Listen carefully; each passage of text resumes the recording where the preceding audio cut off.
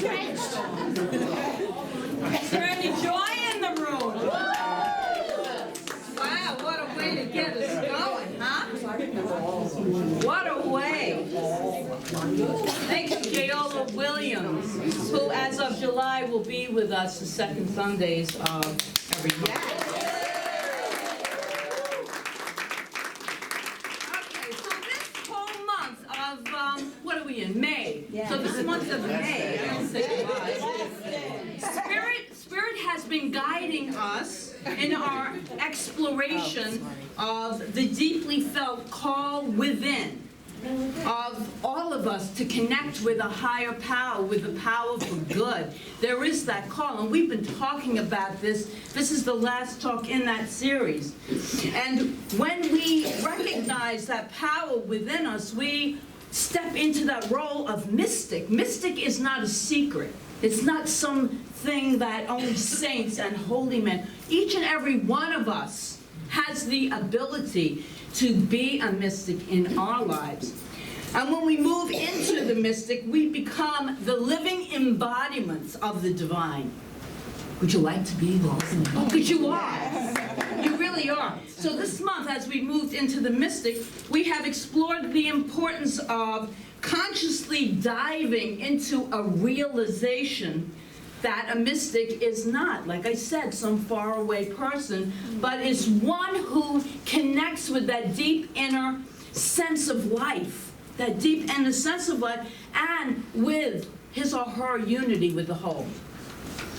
The mystic is one who senses the atmosphere of God in, as, around, and through all that is, and knows that this power, God, is infinite. And God is equally very, very personal to each and every one of us as we feel the presence. We feel that connection. And we've said that. We've said this in the past talks leading up to this one. When we consciously claim ourselves to be that which we seek, we too will know the status of a true mystic. And that's from Neville Goddard, a really great new thought from the beginning of the century. Really great, from Your Faith is Your Fortune. That's his book, the beginning of the 1900s. So we've acknowledged that in this world, when we are pulled and tugged in so many different directions, not only in our outer lives, and maybe you might have experienced this, but in your emotions, in our emotional life, either through hurt, through anger, through upset, misunderstandings, anger, that cultivating that sacred sweet place within becomes really challenging at times, because we're so caught up in not only what's going on the outside, but what's going on in our emotional state on the inside. When we've acknowledged that our inner emotions and hurt and misunderstandings can be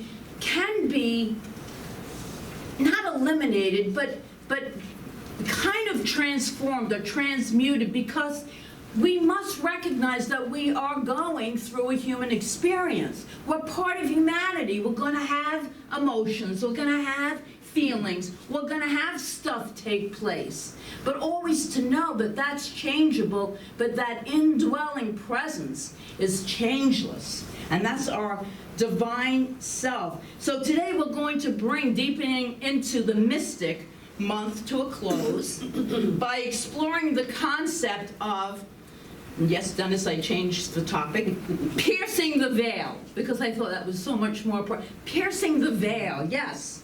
The veil to live from that place of connection in an ongoing presence. Always in a basis where we remember. We remember to remember. How about that? When stuff happens, we remember to remember, God is my source, all is well, take that breath of life. And I love this affirmation. So take a breath. I want this affirmation to you. I needed that breath too. As I intentionally caught the divine presence, I pierced the veil of separation and experienced myself as an individualized center of God consciousness. I am one with the power of God, and it flows through me now. It is the presence of my real and true self. I am forever one with life. I am forever one with love. Because we know that the infinite is pure love. So as I intentionally court the divine presence, I pierce the veil of separation and experience myself as an individualized center of God consciousness, piercing that veil. So what is that veil?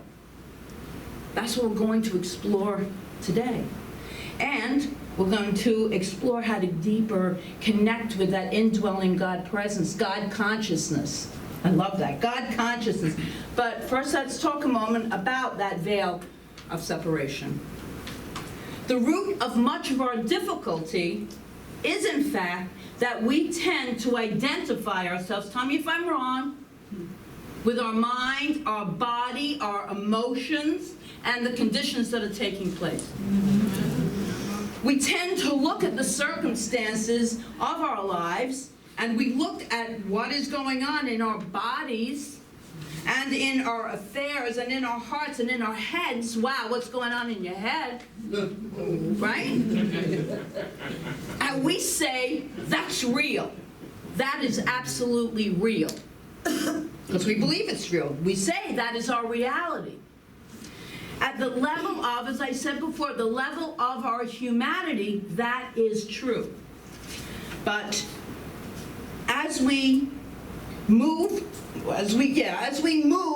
were absolutely correct, but as we move into this place of minimizing the impact on us, that's when we start to pierce that veil. That veil is of that separation that we believe is between us and the divine. If there's only one of us here, there's something within us that believes there is a veil that is blocking our connecting and being a part of this oneness that we keep talking about. So we have bodies, but we are not bound by our bodies. The body may be in different states and conditions of health or sickness, rested or tired, but that has nothing to do with our real self. We have a mind, but we are not our minds.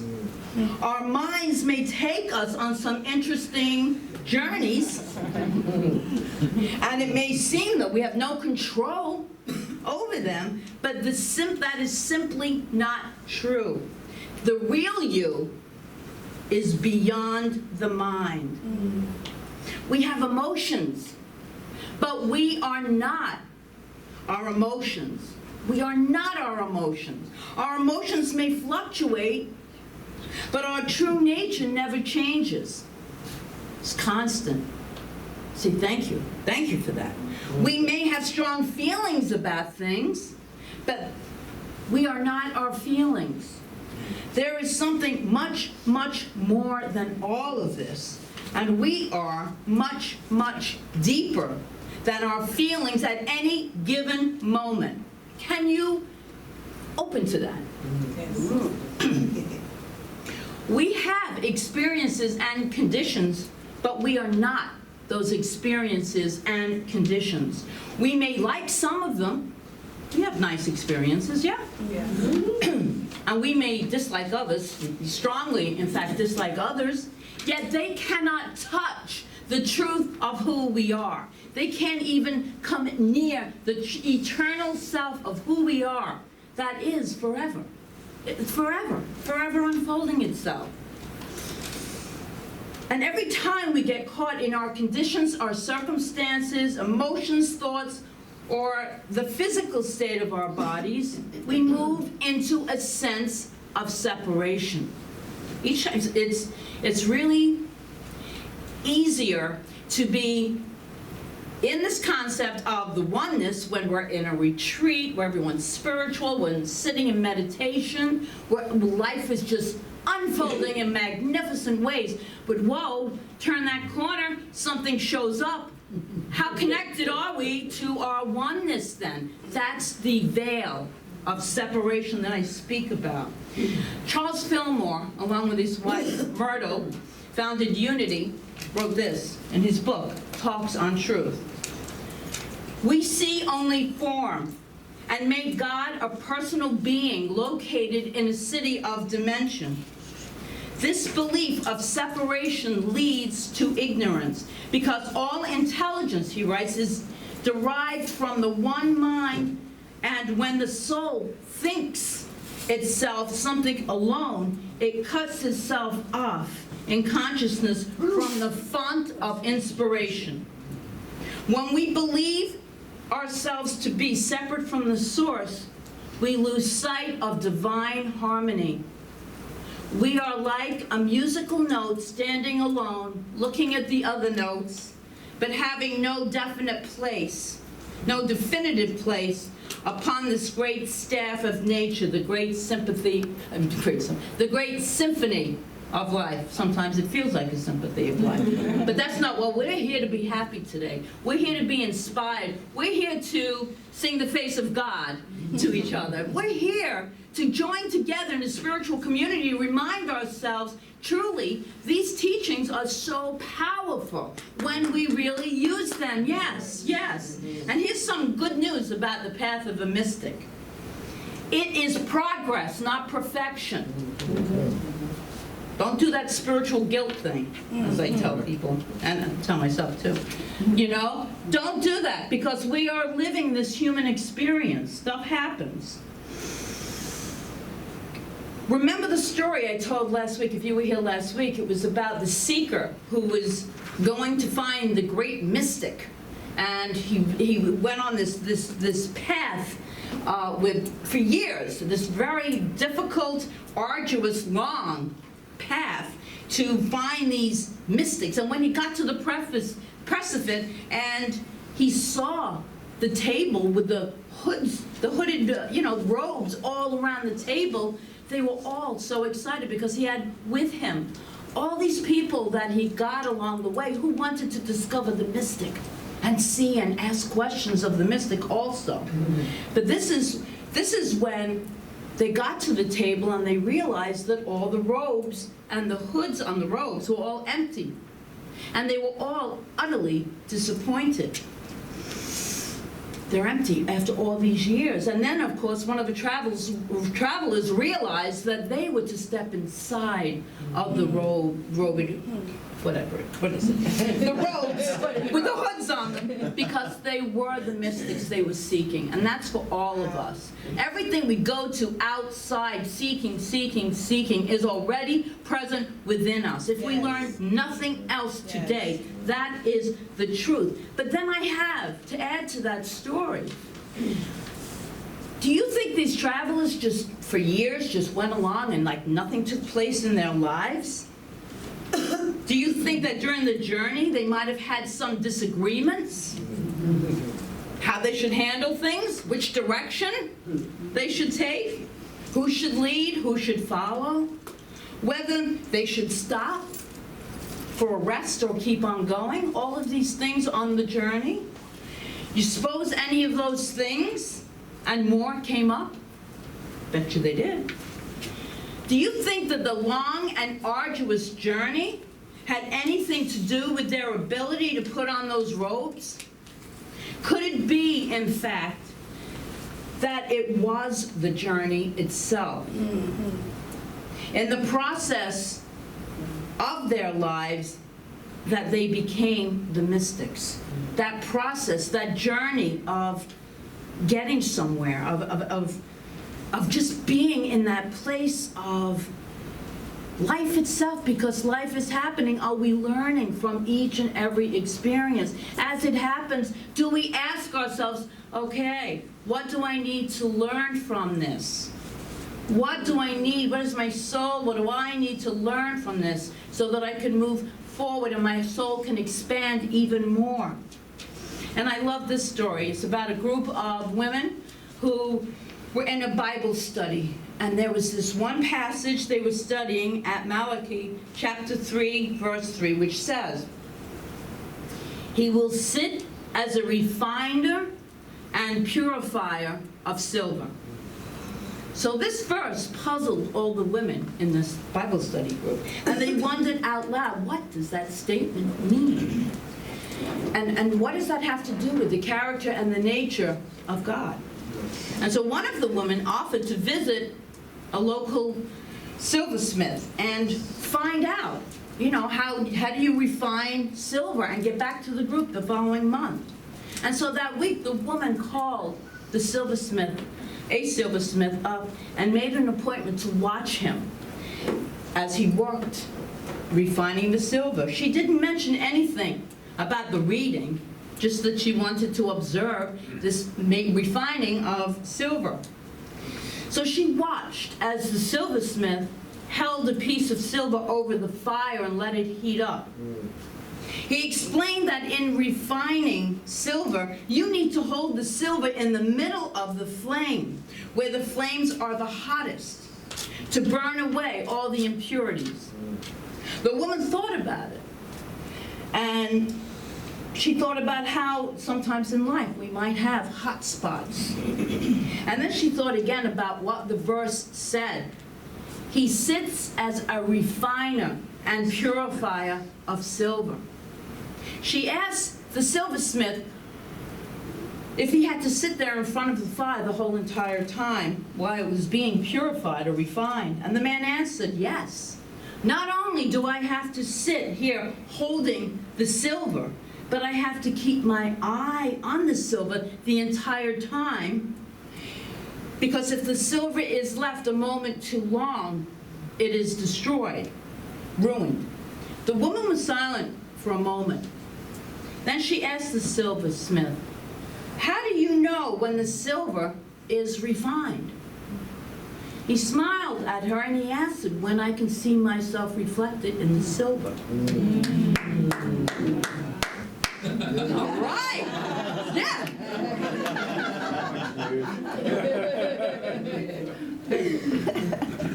So it's through the fire then. It is through the journey. Let the fire represent our journeys in life.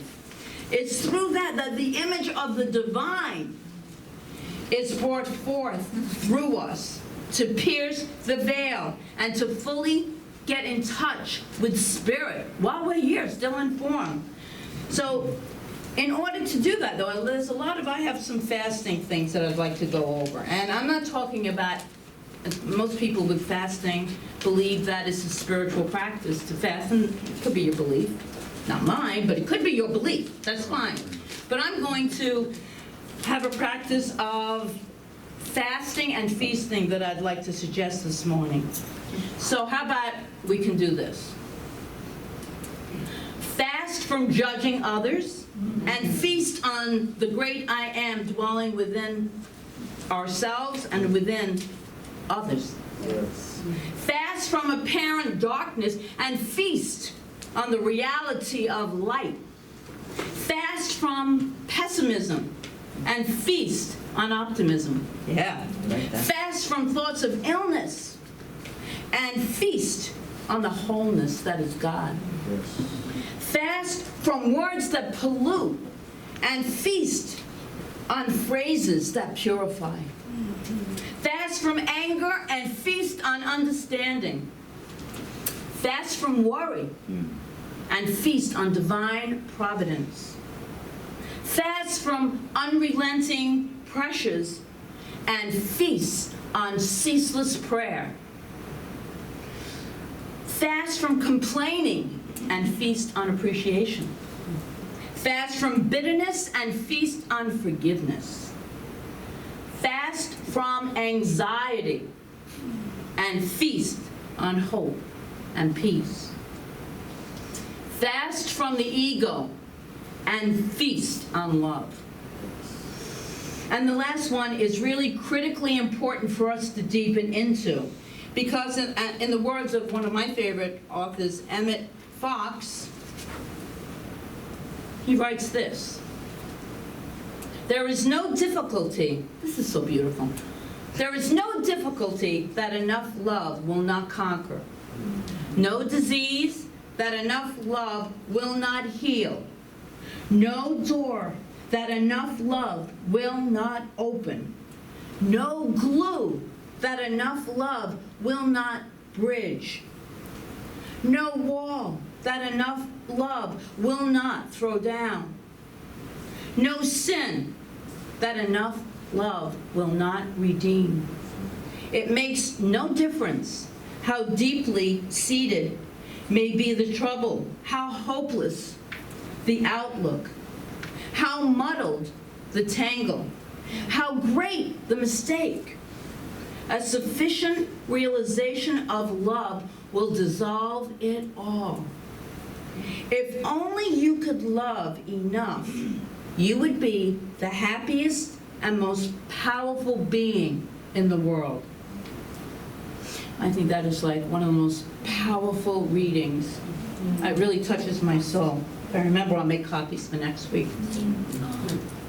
So I told you in the beginning of the talk today, we're going to move into piercing the veil. And so it's extremely important here this morning that we take in this question. So I'm gonna just pose a question. How could you, in your life, pierce the veil with greater love? How could you, in your life, pierce the veil with greater love? Let's explore it a little bit. So take a breath with me, and if you feel comfortable, you can close your eyes. Not, you can leave them open.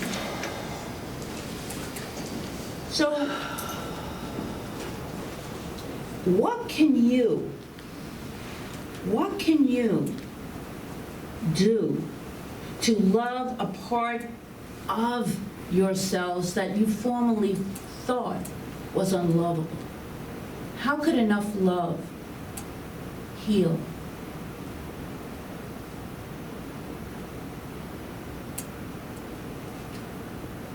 And then think of an experience in your life that seems or seemed unlovable.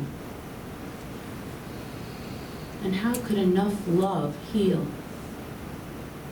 that situation?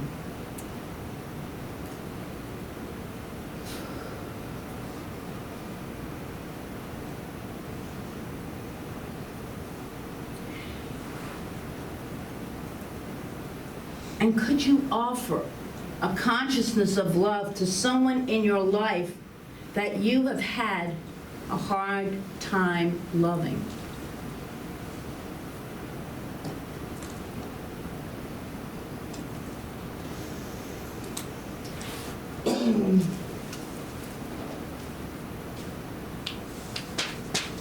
And so truly, it really is piercing the veil of separation. It's really about learning to love what is, to accept it, to be at peace with it, just as it is. And this will help you sail into that whole area of the mystic. So it is.